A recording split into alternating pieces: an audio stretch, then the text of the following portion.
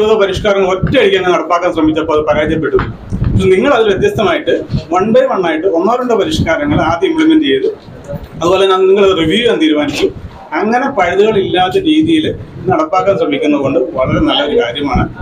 വ്യാപാരികളുടെ അഭിപ്രായത്തെ ആ മേഖലയിലുള്ള വ്യാപാരികൾ അവരുടെ അഭിപ്രായം പരിഗണിച്ചുകൊണ്ട് മാത്രം തീരുമാനം എടുത്ത് മുന്നോട്ട് പോകരുത്. ഞങ്ങൾക്ക് വ്യത്യസ്തമായ അഭിപ്രായമുണ്ട്. അതായത് ഇപ്പൊ നിലവിലുള്ള ബസ് സ്റ്റാൻഡിൽ വന്ന് ബസ് നിർത്തുന്ന ആ സിസ്റ്റം ഈ 1 way ആക്കിയതെല്ലാം നല്ല കാര്യമാണ്. അത് ഞങ്ങൾ പൂർണ്ണ പിന്തുണ നിങ്ങൾക്ക് പ്രഖ്യാപിക്കാൻ കൂടെയാണ് വന്നത്. ഞങ്ങൾ ഗുണപരമായ ഒരു കാര്യമാണ്. അതുകൊണ്ടാണ് ഞങ്ങൾ ഇതിനെ ഏരിയയിലുള്ള കച്ചവടക്കാരെ ബാധിച്ചെന്ന് പറഞ്ഞുകൊണ്ട് മൊത്തം ഒരു നല്ല സംവിധാനത്തിൽ കച്ചവടക്കാർക്ക് വേണ്ടിയിട്ട് അത് മാറ്റുന്നതാണ്. അതുപോലെ ഒരു ബസ് സ്റ്റാൻഡ് കോംപ്ലക്സ് എന്ന് പറയുമ്പോൾ മുനിസിപ്പാലിറ്റിയുടെ സ്വത്താണ്. അതിന്റെ വികസനവും അതിന്റെ ഡെവലപ്മെന്റും നിങ്ങളുടെ കൂടെ ബാധ്യതയാണ്. അത് സ്വകാര്യ വ്യക്തികളുടെ കോംപ്ലക്സിന് അവിടെയുള്ള വ്യാപാരികൾ സഹായിക്കലല്ല. ഇത് സംബന്ധിച്ചിടത്തോളം നിങ്ങൾക്ക് വാടക തരുന്നതാണ്. ഞങ്ങൾ ആ മേഖലയിലുള്ളവർ എല്ലാവരും ബസ് സ്റ്റാൻഡിനെ ആശ്രയിച്ചാണ് ജീവിക്കുന്നത്.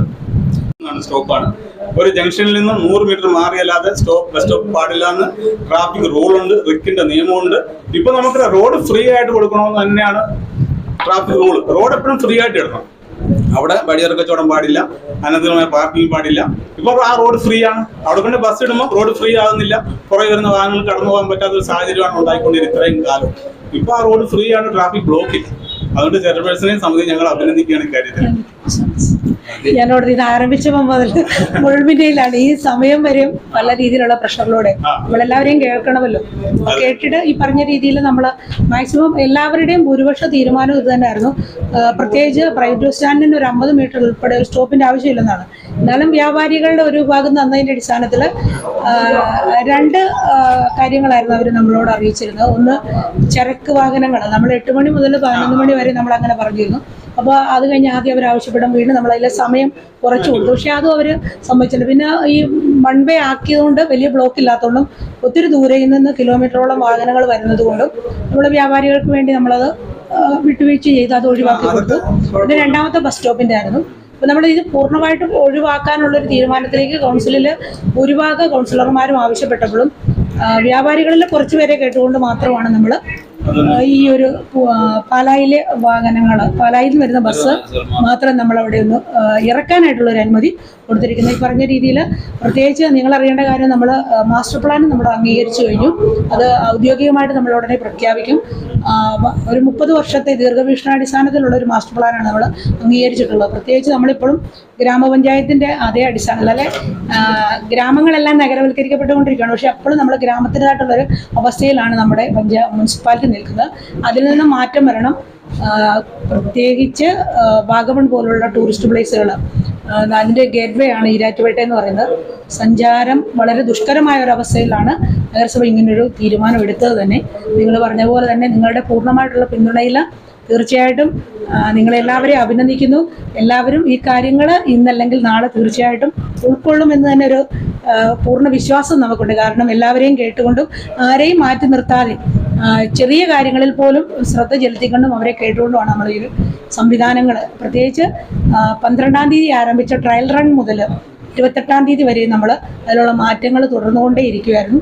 ഇനിയും നമുക്ക് ആവശ്യങ്ങൾ വന്നു കഴിഞ്ഞാൽ നമുക്ക് തീർച്ചയായിട്ടും റിവ്യൂ ഒക്കെ കൂടുമ്പോഴും നമുക്ക് ഓരോരോ തീരുമാനങ്ങൾ നല്ലതെന്ന് തോന്നുന്നത് നമ്മൾ കണ്ടിന്യൂ ചെയ്തു പോകാനായിട്ടുള്ളൊരു തീരുമാനത്തിലെത്തി നിൽക്കുകയാണ്. അപ്പോൾ ഒത്തിരി സന്തോഷമുണ്ട്.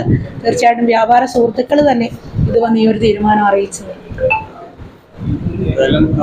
പിന്നെ ഇനി ഇതുപോലെ പരിഷ്കാരങ്ങൾ നാടിനും നല്ല കാര്യങ്ങൾ ചെയ്ത് തന്നെ മുന്നോട്ട് പോകും. ഇപ്പൊ തന്നെ നല്ലൊരു ഭൂരിഭാഗം പേരും സ്കൂൾ വാഹനങ്ങൾ ഫേസ്ബുക്കിൽ കമന്റ് വരുന്ന എല്ലാ സ്റ്റോപ്പ് മാറ്റണം മാത്രം മുഴുവൻ കമന്റ്സും ആളുകൾ മുഴുവൻ പറയുന്നത് കാര്യമാണ്.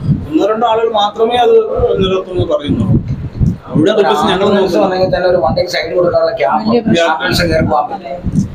മുഴുവൻ ആളുകളുടെ ജനവികാരം തന്നെ അത് വേണ്ടെന്നുള്ളതാണ്. ബസ് സ്റ്റാൻഡ് അവിടെ നിൽക്കുക, ഇതായിരുന്നു ഒരു ബസ് സ്റ്റാൻഡ് ആയിട്ട് ഫംഗ്ഷൻ ചെയ്യുന്നത് ശരിക്കും പറഞ്ഞാൽ. ഇവിടെ ബസ് പാർക്കിംഗ്, ആള് കയറുന്നു ഇറങ്ങുന്നു, 5-6 ബസ്സുകൾ കിടന്നു. നമ്മുടെ പ്രൈവറ്റ് ബസ് സ്റ്റാൻഡില് 1-2 ബസ്സുകളും 3-4 ആളുകളും പാവപ്പെട്ട കുറച്ച് പേര് ആൾക്കാരുണ്ടായിരുന്നു. ബസ് സ്റ്റാൻഡായിട്ട് ഫംഗ്ഷൻ ചെയ്യുന്ന ഇത്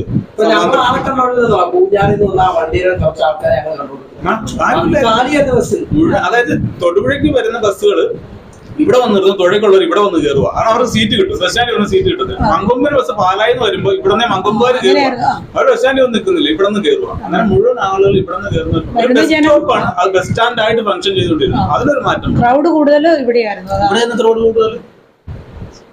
ഏതായാലും നിങ്ങളുടെ തീരുമാനം വീണ്ടും ഞങ്ങൾ അഭിനന്ദിക്കുന്നു. ചായ വല്ലോ അഭിനന്ദിക്കുന്നവർക്ക് നമ്മളിപ്പോ അതെ അതിന്റെ ഭാഗമായിട്ട് നമ്മളിപ്പം ക്യാമറ സെറ്റ് ചെയ്ത് കഴിഞ്ഞു. അതിലെ കുറച്ച് സിസ്റ്റവും കൂടെ ഒന്നുകൂടെ സർക്കിളിന്റെ നിർദ്ദേശപ്രകാരമുണ്ട്. നമ്മളിപ്പോ അഡീഷണൽ അതിന്റെ എല്ലാ സിസ്റ്റവും കൂടെ ഉൾപ്പെടുത്തിക്കൊണ്ടുള്ള ഒരു 4 ക്യാമറയിൽ ഇപ്പൊ 2 ക്യാമറ നമ്മൾ അടിയന്തരമായിട്ട് കൂടെ വാങ്ങാനായിട്ട് തീരുമാനം എടുത്തിട്ടുണ്ട്. ഏറ്റവും സന്തോഷമുള്ള കാര്യം എന്ന് പറഞ്ഞാൽ കഴിഞ്ഞ ദിവസം നമ്മൾ ആ ട്രയൽ റണ്ണിന്റെ ഭാഗമായിട്ട് വെച്ചപ്പോൾ പോലും ഇവിടെ ഒരു വലിയൊരു ഇഷ്യൂസ് ഉണ്ടായി. നമ്മൾ പരസ്യപ്പെടുത്താൻ ആഗ്രഹിക്കുന്നില്ല, പക്ഷേ പോലീസ് ഡിപ്പാർട്ട്മെന്റിൽ നിന്നുള്ളവർ ഒരു വർക്കിംഗ് ഡേ അല്ലാത്ത ദിവസം പോലെ ഹോളിഡേ ആയിട്ട് പോലും നമ്മളോട് ആവശ്യപ്പെട്ടിട്ട് ഇവിടെ വന്നത് സിസ്റ്റം ഓപ്പൺ ചെയ്ത് നോക്കിയപ്പോൾ ആ ഒരു എന്താ പറയണ്ടേ ആ ഒരു സംഭവത്തിന്റെ തുമ്പ് കിട്ടുകയും അതുമായിട്ട് ബന്ധപ്പെട്ട് അവർക്ക് പോകാനായിട്ട് സാധിക്കുകയും ചെയ്തു. അപ്പം ഇങ്ങനെ നമ്മുടെ നാടിൻ്റെ എല്ലാ മേഖലയിലേക്കും ഗതാഗത പരിഷ്കരണം മാത്രമല്ല നമ്മുടെ ഇടയിൽ ഉണ്ടാകാവുന്ന നമ്മളിൽപ്പെട്ട അല്ലാത്തവർ പോലും നമ്മുടെ നാടിനെ ഇകഴ്ത്തുന്ന രീതിയിലേക്കുള്ള സാഹചര്യങ്ങൾ ഉണ്ടാകുമ്പോൾ അതിനൊക്കെ ഒരു മാറ്റിമറിക്കൽ ഈ ഒരു സംവിധാനത്തിലൂടെ തീർച്ചയായിട്ടും ഉണ്ടാകും. ഈ ക്യാമറ സിസ്റ്റത്തിലൂടെയൊക്കെ നമുക്ക് കൂടുതൽ മെച്ചപ്പെട്ട ഒരു സംവിധാനം ആക്കിയെടുക്കാനായിട്ട് സാധിക്കും. പ്രത്യേകിച്ച് ഇനിയിപ്പോൾ നമ്മൾ പറഞ്ഞ പോലെ റിവർ വ്യൂ റോഡും കൂടെ മാസ്റ്റർ പ്ലാനിൽ നമ്മൾ അപ്രൂവ് ചെയ്ത് കഴിഞ്ഞാൽ 2 റിവർ വ്യൂ റോഡും കൂടെ വരുമ്പോൾ ഗതാഗത പരിഷ്കരണത്തിൽ കുറച്ചുകൂടെ മാറ്റങ്ങൾ നമുക്ക് ഭാവിയിലേക്ക് ഇന്നല്ലെങ്കിൽ നാളെ നമ്മളൊരു ദീർഘവീക്ഷണത്തിൽ വേണമല്ലോ എന്ത് കാര്യം ചെയ്യാൻ. അല്ലാതെ ഇന്നത്തെ ദിവസത്തെ മാത്രം ചിന്തിച്ചല്ലോ നമ്മൾ ചെയ്യുക. അപ്പോൾ ആ രീതിയിലേക്കുള്ളൊരു മാറ്റങ്ങൾക്ക് തുടക്കമാകട്ടെ. അതിന് നിങ്ങൾ നൽകിയ അഭിനന്ദനത്തിന് തീർച്ചയായിട്ടും ഒത്തിരി നന്ദി.